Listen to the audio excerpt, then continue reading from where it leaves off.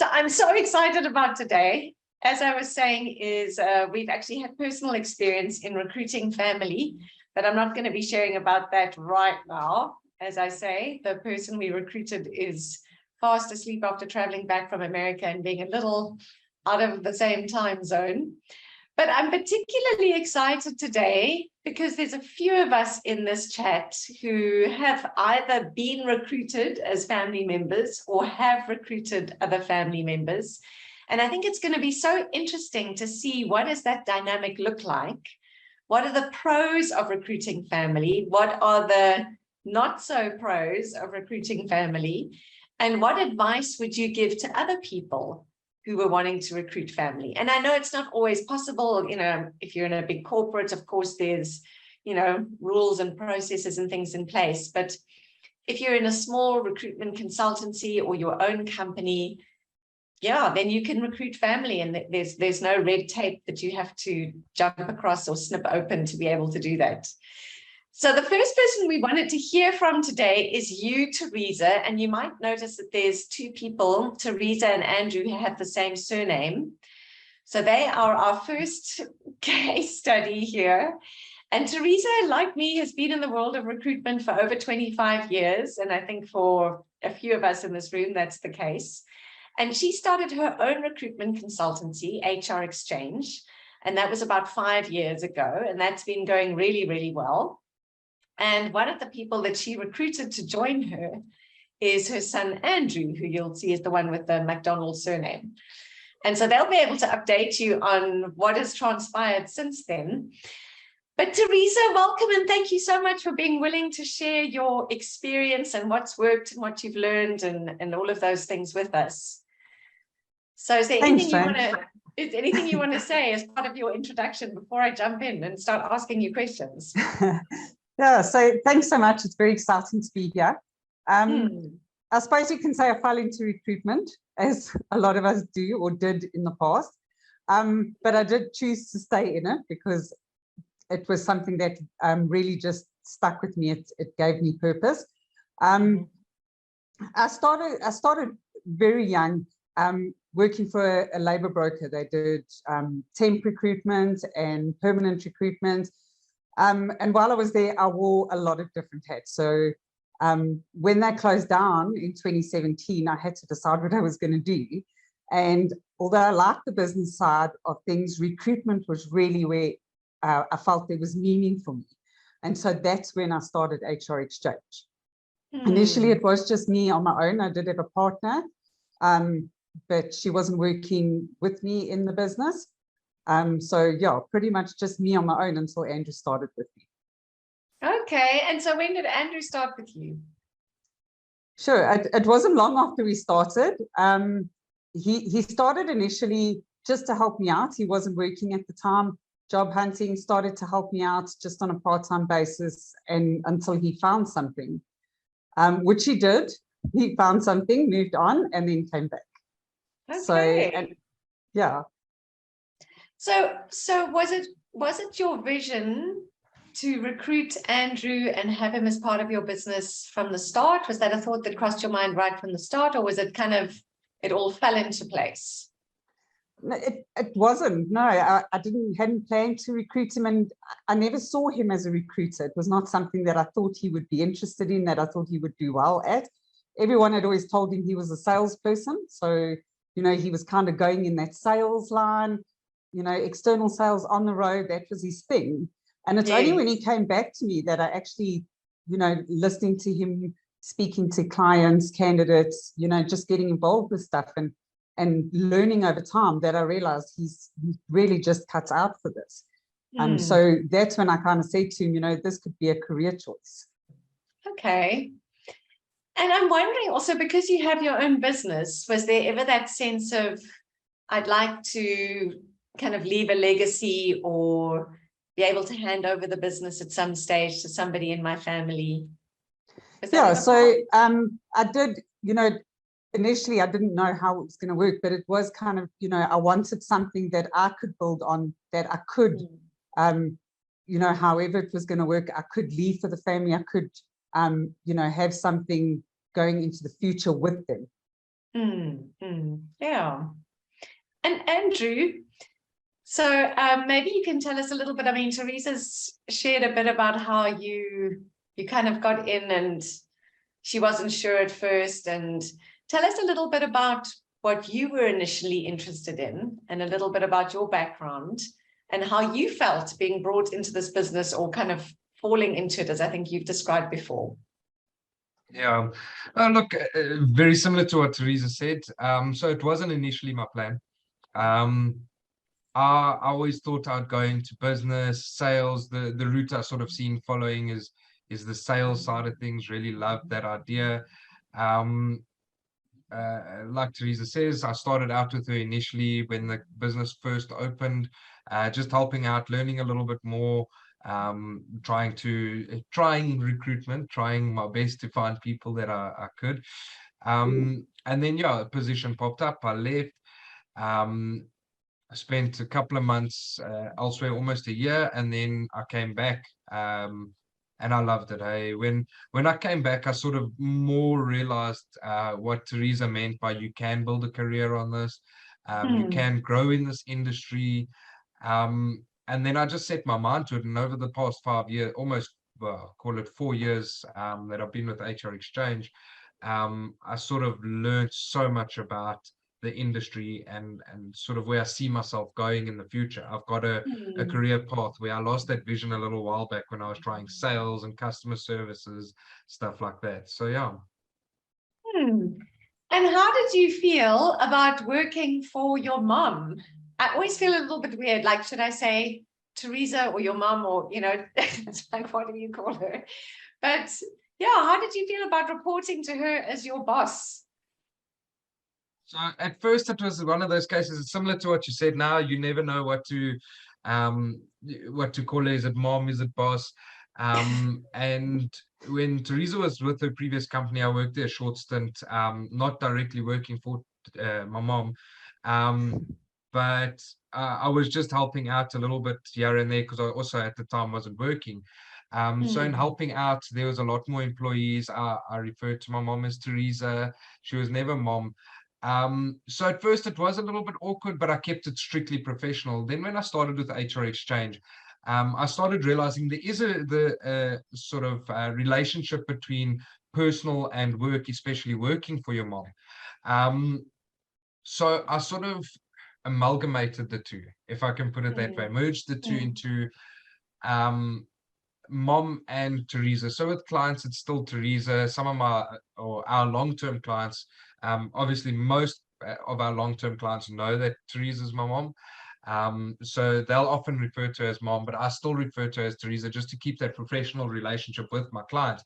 But other than that, we've gelled very well from the start. So I don't think there's ever been a problem. I've never felt uncomfortable working for her. It was a little bit weird at first, but then sort of fell in place. And I think because we understand each other quite well, I think that made it a little bit easier. We were able to work together much better.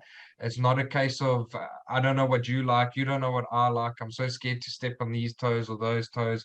I sort of knew where I could push and where I could not push, and that sort of thing. So the comfortable, if I can call it that, it became a lot more normal over time. So you feel like knowing her from a personal perspective, as in mother-son relationship, actually made the working relationship more comfortable because you weren't concerned about stepping on each other's toes and you knew each other well. Is that what you've said? 100%. Look, there was obviously times where toes were stepped on, especially in the beginning. Toes were stepped on, so we're wondering whose toes you're referring to. Well, I think on both sides. Look, there was always little things, and I think because you're mother and son, you're a lot more. It's easier to have those little tips and say, no, I like to do it this way, and boss says no, boss mom says no, we've got to do it this way. So there's that, and like I say, you know what boundaries to push, you know where you can push to, but every now and again you push the professional relationship a little bit too far, and that's where the toes get stepped on.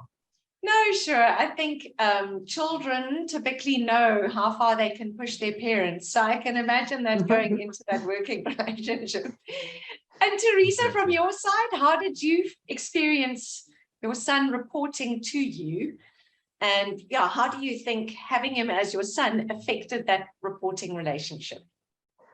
I think it is tricky. I mean, there's no doubt it is tricky because, you know, you either tend to go too far one way or too far the other. So you're a little bit too strict on one hand, you know, with some things. Sometimes you can be a little bit too lenient, you know, so it is difficult to find those boundaries. And we did, you know, in the beginning, it was, you know, and we didn't have big arguments or anything, but we did have tiffs. And it's so easy for him to say, he doesn't, you know, that teenager going into adulthood kind of thing, and they just don't want to listen to mom, what does she know, kind of thing.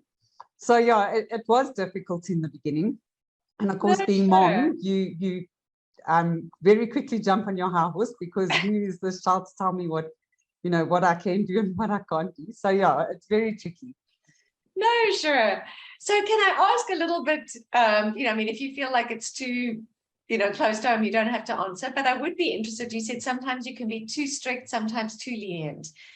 Can you give us an example of something that you were too strict about in hindsight and then too lenient in hindsight? I think lenient is quite easy, you know, because, you know, I think, okay, strict, if he wanted to take time off, it was like, no, what do you need time off for, you know, type of thing. Being lenient, it was just like letting him get away with little things, you know. If he came in late, you know, oh, well, you know, we know his situation, so we kind of just let it slide. Whereas ordinarily, we wouldn't let that happen with a normal employee because it's like, we can't be inconsistent. You know, we've got to be strict about this. So that's where you've got to look for that balance, is just, you know, knowing, okay, if you're going to tell an employee this, then you have to have the same reaction with your child when they come in late or do something wrong. Yes, no, sure, that is challenging. So, Andrew, I know that recently you've made a decision to actually move into another recruitment consultancy. So can you tell us more about that and what prompted that? Because we're interested to know whether it's because your family that you're moving, or are there other reasons? So yeah, you said in 2 weeks' time. Tell us a little bit about that. Yeah. So it wasn't actually to get away from family at all. If I could, I'd work for my mom for a long time. I think we gel well, we understand each other well, we discuss things very openly, whether it's clients, whether it's candidates, whether it's processes or procedures, we're able to discuss things. The choice to move on was more, look, one thing that you learn in a lot of recruitment training is sort of building your brand on your social media, especially LinkedIn.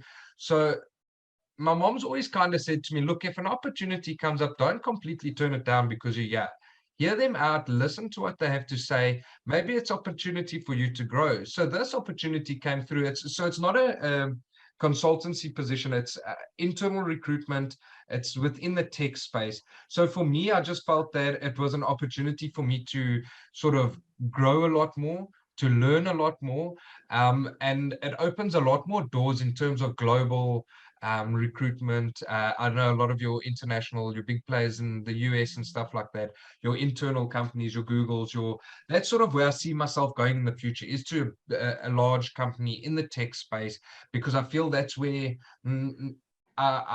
I enjoy that sort of thing. Ideally, I'd like to go into sort of a computer games company, software development in terms of games and stuff like that. Yes, we So know that's your sort of chair behind you, Andrew, is a gaming chair. Yeah, exactly. Oh, you can't see it when I move, but yeah, exactly that. So I've got a sort of an end goal. So now it's time for me to build myself up towards that end goal.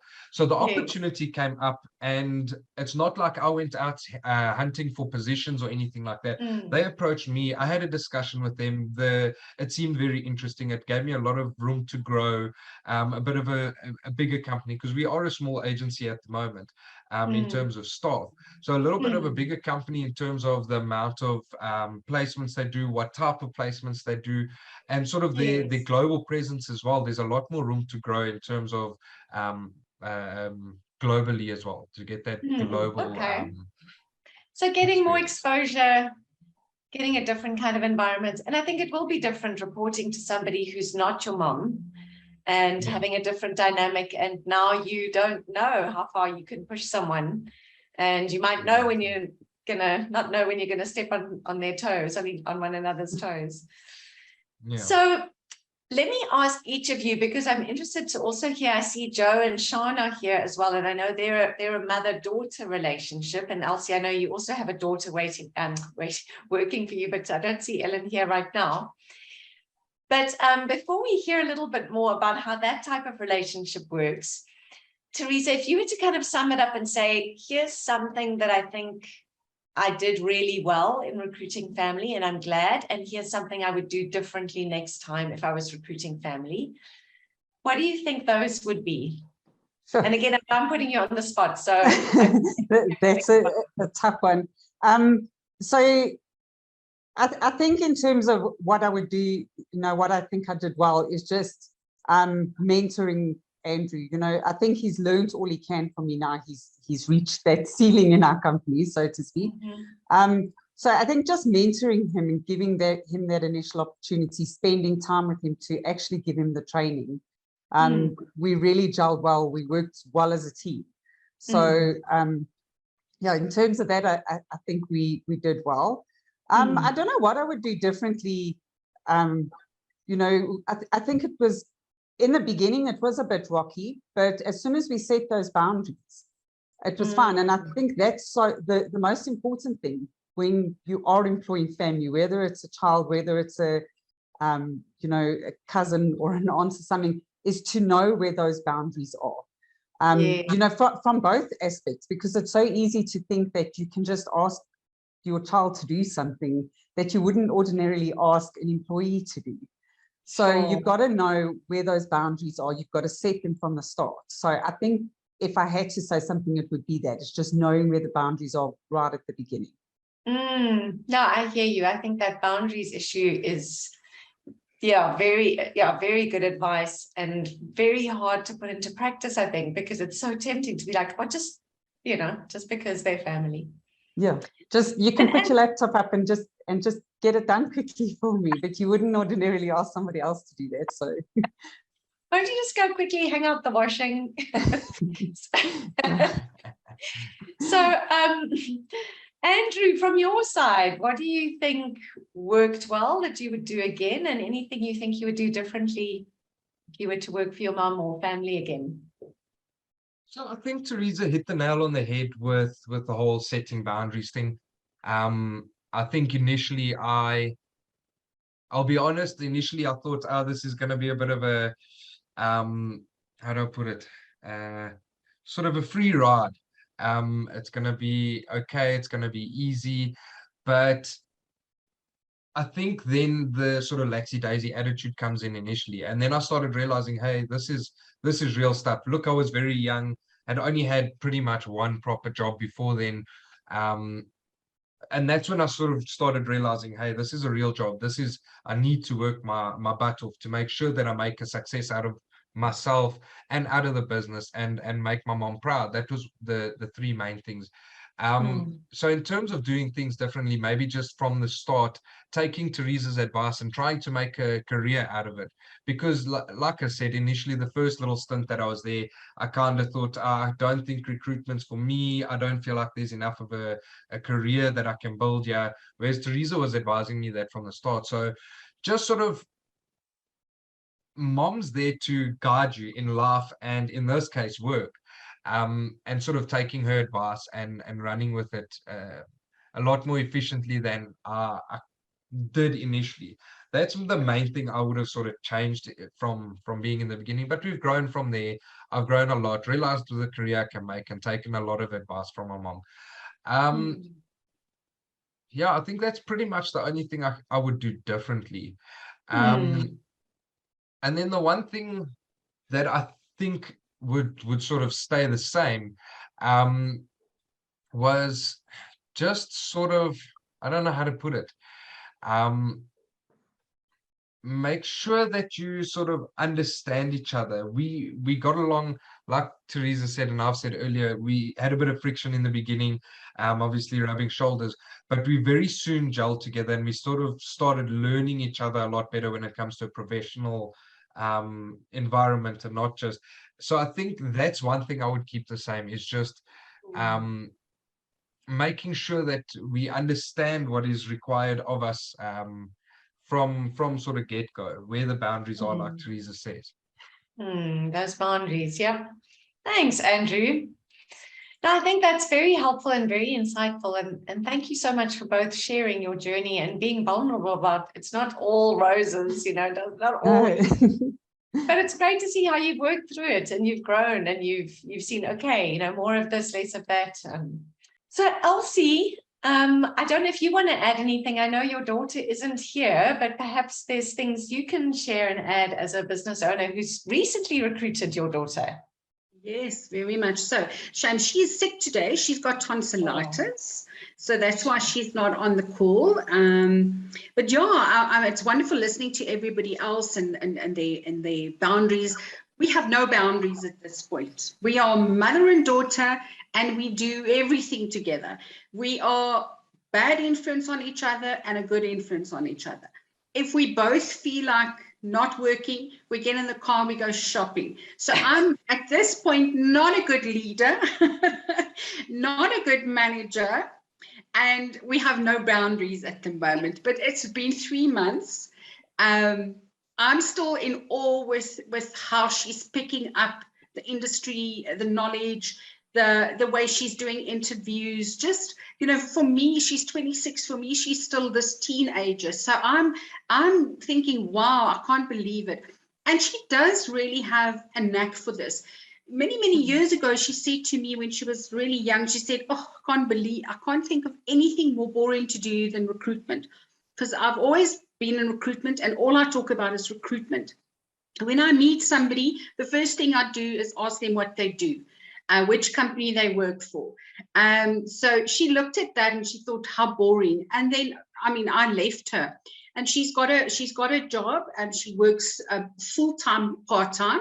It doesn't take all her time. So she's got a lot of freedom. And then she came to me and she said, it would actually be ideal for her because she's got the freedom to do whatever she wants to. She doesn't have to go to an 8 to 5 role and then take time off every time she needs to cook or do something like that.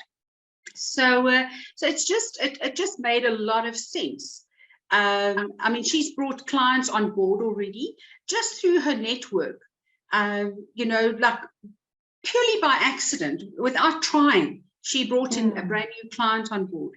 I'm not paying her a salary. She's only earning commission. So she knows, she works, she gets paid either or. And so I think that's given her, she's a very responsible child. She's got very good work ethics and always have had. When she was a personal trainer, getting up at 5 o'clock in the morning to train somebody was no problem to her. She will work late nights. If she's doing a party for 60 people, she doesn't mind leaving at 2 o'clock in the morning. She's really got naturally good instinct when it comes to work ethics. So yeah, we will need to get to a point where we set a little bit of boundaries. I'm sure we would, but also she's my soulmate. She is absolutely my darling. And, we can talk to each other. We hardly ever fight. We've never been the fighting type of we will snap at each other, maybe for something, and we'll laugh about it afterwards. Or we'll say, oh, bugger off or whatever, and we'll laugh about it, afterwards. So it's very, very early days for me. It was never on my mind to recruit my own daughter. She came up with it, and I thought that's a very good idea. Because also, I'm so small. I started off with a couple of clients, and I'm growing to a position where I'm thinking, I need help. I get flustered because I've got so many jobs to work on that I don't know where to start. And she comes in sometimes and she says, Mom, calm down. Let's start with this one. Let me do this and you do that. She's young, so she's finishing my sentences. I'm on the phone and I'm like, blah, blah, blah, can't get to the name. And she's in the background and she throws the name at me, or she throws the answer at me when I'm babbling and I can't get the word. Because I mean, she's young and I'm in my late 50s, and you know, my concentration is not as good as hers. And I was paying somebody else to type CVs, and she said, Mom, don't do that. I'll type the CVs. And I felt too bad to let her do the typing of CVs. And she's quite happy to do the typing of CVs for me. And she does it really, really well. Better than the person I was paying to do it. And I'm still, every time she's like, Mom, is it okay? Is it, you know, I'm like surprised. Yes, it is okay. It's actually better than what I thought. So I'm still very, very, very early days for me. And I have not regretted it for a second. And I can see the two of us working together for many, many years. You know, I'm very relaxed when it comes to working hours as well. We both into our gym, so she would often come to me. We would go to gym at 9 o'clock till 10 o'clock. She'll have a quick shower at my house, and we'll start working. And if we're done by 3 or 4 o'clock, and we've done what we needed to do, and there's really in that waiting stage, because everybody knows it's you work so hard and then it's waiting, and then you work so hard and it's waiting. Then I tell her, go home, go to gym, do whatever you want to. But I don't think she's the type of person that would ever take advantage of it. Even when she's sick now, she said, I'll come in. I said, no, don't. Get some sleep. You know, take 2 days and get better. Because she's got a very big day on Friday. She's doing a big Shabbos, and you know, I said, just so everyone knows, she's a chef, in case you're wondering why Elsie's talking about all these strange hours and cooking stuff. But yeah, sorry, carry on, Elsie. She's got a big day on Friday. Yeah.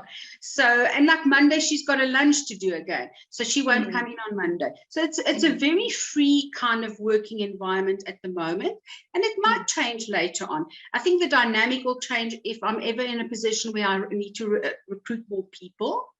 Then the dynamic will definitely change, and I would become Elsie instead of Mom. Now it's Mom and Ellen. You know, it's very blurred. Yes. The blurred, whatever.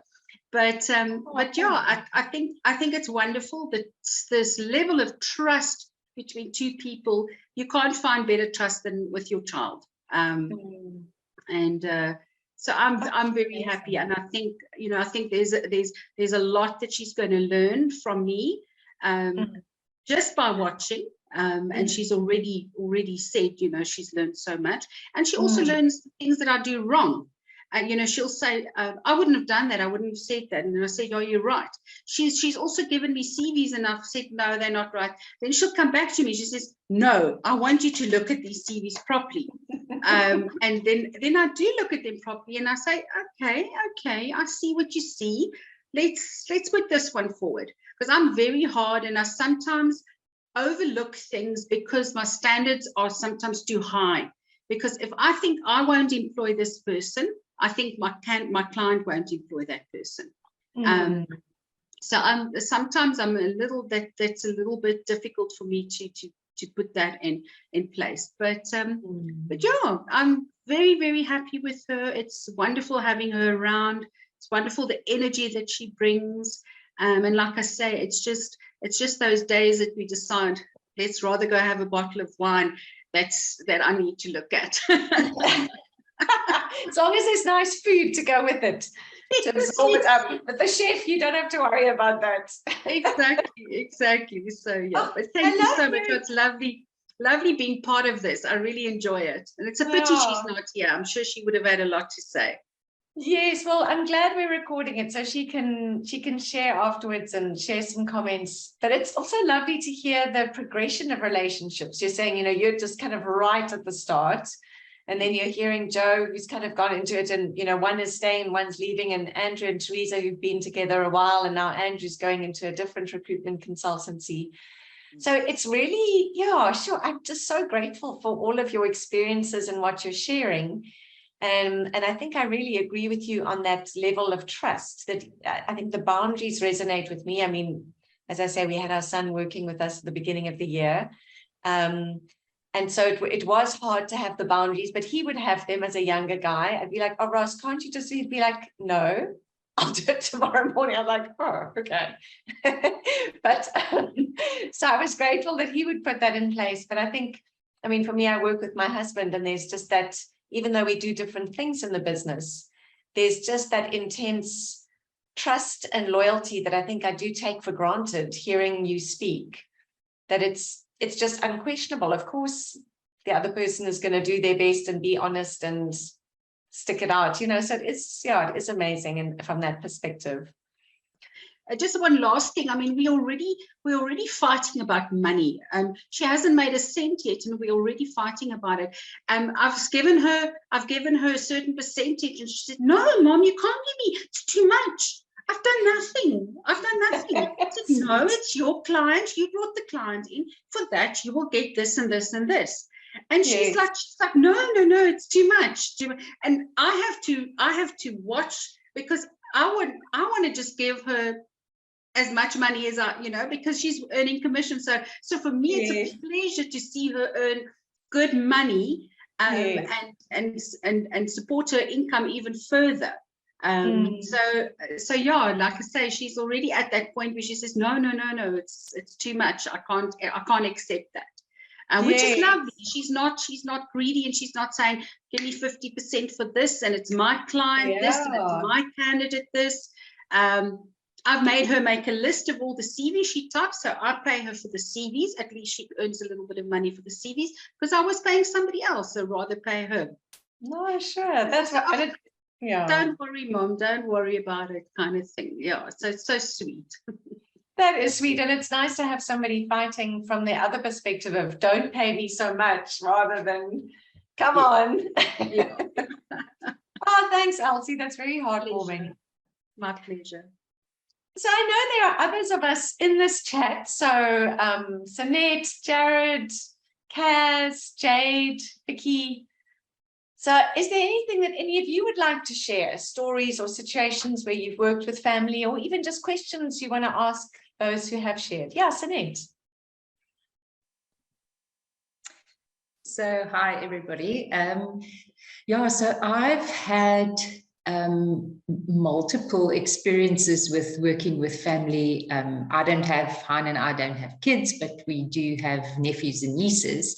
So we have had several experiences of working with some of our nephews and nieces, and also even the extended family of those nephews and nieces.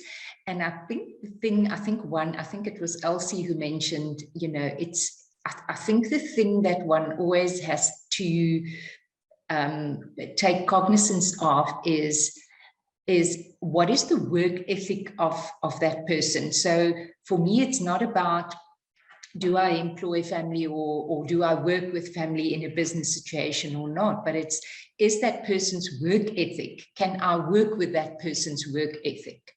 And I think if the work ethic is the same, it makes it so much easier. You know, it creates that trust, and you know that person won't disappoint you, and you won't disappoint that person. So I definitely think it's for me, it's, as I say, it's not about do I work with family or not, but can I work with a person's work ethic? And I think the other thing that I've also that we also just found is that boundaries, not so much between us, but when you're in a meeting with a family member and you share that meeting with other people who are not family members, can they pick up that you are family or not? And so I'm very proud to say that I'm currently one of my family members is my client at the moment, and he's got his own company, and the people in that company don't know that I'm his aunt because we both have that same ethic, I guess, of when you're in a meeting, you know, it's about the business. It's not about the braai that we had on the weekend, or, you know, I mean, yeah, it's about none of that. It is about the business, and I shouldn't be treating him differently, or he shouldn't be treating me differently simply because we are family members. And I think that works well for us. And yeah, very, as I say, very, very proud of and very delighted to say that people don't know that we are family. Obviously, we've also got different surnames because I'm married, so I've got my husband's surname, and yeah, he's got my maiden name. So we don't look alike, we don't have the same surnames, and yeah, and we don't ever refer to our family bond. So yeah, I just thought I'd share that because that has worked well for me, or what works well for me. Thanks, Annette. No, I love that. And I love that. Okay, can I work with the work ethic and not the family member or the non-family member? Yeah. Because there are also some family members who I have worked with, which I will never work with again. Yeah. I'm so sorry to butt in. Guys, I've got a 2 o'clock that I need to prepare for chat with one of my clients. So I would want to leave at this point, but I just want to say thank you. And it's lovely chatting to all of you. And I hope we do this soon. Yes, thanks, Elsie. And thanks for your valuable input. Enjoy your client meeting. Pleasure. Thank you so much. Have a lovely afternoon. Bye. Thanks. Bye. Vicky, yes, you have your hand up. Please share. So, I mean, besides the fact that Jade that's on the call works with me and she's extended family, cousin. Oh, I didn't know. Yeah, she's married to my husband's cousin's wife's brother. So the relation is a bit far off, although not, so it's not that close, but and to respect time as well, my mom works for me and has been working for me for the last 4 to 5 years. We don't have the same surname, so nobody knows except for internally, or if we tell them, nobody can pick up on the fact. We do look exactly alike though, but she doesn't do video conferencing calls or anything like that, so nobody picks up on it. It's been a challenge. It has its highs and its lows. She is the best researcher, no offense to the rest of my team, that I have ever had. But it is a very difficult balancing act, because I am her daughter and I'm the owner of the business. So there's that competition constantly for who is the superior in the relationship. So I cannot treat her with the same, I can't treat her the same as I do Jade, for example, and Jade's already picked up on that. So she already knows that Benita gets treated differently. She doesn't do training. She's old school. She doesn't do training. She doesn't need training. She's good. She doesn't need any more training. She knows everything she needs to know. So she doesn't participate in any of the calls or anything like that. But she's my mum. And I'm her only income. And she works on all my senior positions in Africa. So she's really good at what she does. So I give her that leeway, but I try to then at the same time, you know, at one stage I took her off the internal group chats because I thought it was very unfair to have someone in my business that I treat differently to the rest of the team. But she's come back onto the group chat, but she's not very involved in the business as a whole. And the team have learned now that we're all a team aside from this individual that pops up every now and again with some news. And it seems to be widely accepted. And there's a small understanding that, which is also unfair. I'm saying this now on the call, and I feel it's really unfair to the rest of the team. But there is no other way that I can do it at this stage. Like I said, she does bring benefit. She brings in a good income. It's just that there's all these other team activities, not even the good ones, team building and things like that. She doesn't want to do anything with that. So, yeah. But that's a very different dynamic to have. I mean, we've all been talking about the child reporting Bringing to the the parents, kids and here in. you are Yes, there is like when you bring in your children, and Andrew, you guys can maybe attest to that. There is that certain level of respect that you already have being a parent coming into the business. So, and the authority figure within the business. So it's kind of easy to kind of match it as the leader of the business, and also, you know, the leader of my life as a child. But when the dynamic changes, and it's the mom having to report into the child, I think that's where complications come in, especially at maybe a baby boomer type of era. It's very challenging. Sure, Vicky, I really admire you. And wow, I never knew your mom was working there. I just thought, okay, yeah, you guys are interested in the chat. I didn't realize, okay, Jade. Wow, okay. Yeah. So we hide it quite well. Nice.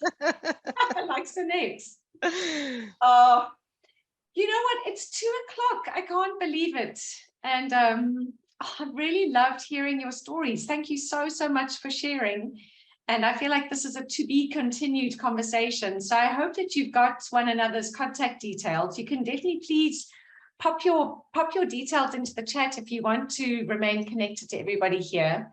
And please do continue these conversations, because I think it's something where we can all learn from one another and support one another in this. But yeah, I really do appreciate your sharing on this topic. And I've learned and, you know, had certain messages reinforced, you know, the boundaries and things, the trust, the loyalty. So yeah, thanks so much, everyone. And thanks, Andrew and Teresa, for starting us off. And all the best, Andrew. I'm sure you'll be, like, I don't want to say it too loudly, but I'm sure you might be back at some point to join Teresa again. No, look, it's a growth opportunity. So there's never saying no. It's not necessarily saying that it will definitely happen. Just where life sort of takes me. And for now, it's just that growth and that experience. And yeah. No, sure. But thanks, everyone, and enjoy the rest of your day. It was wonderful to see you. And yeah, I look forward to if you can join us next month in our next virtual masterclass.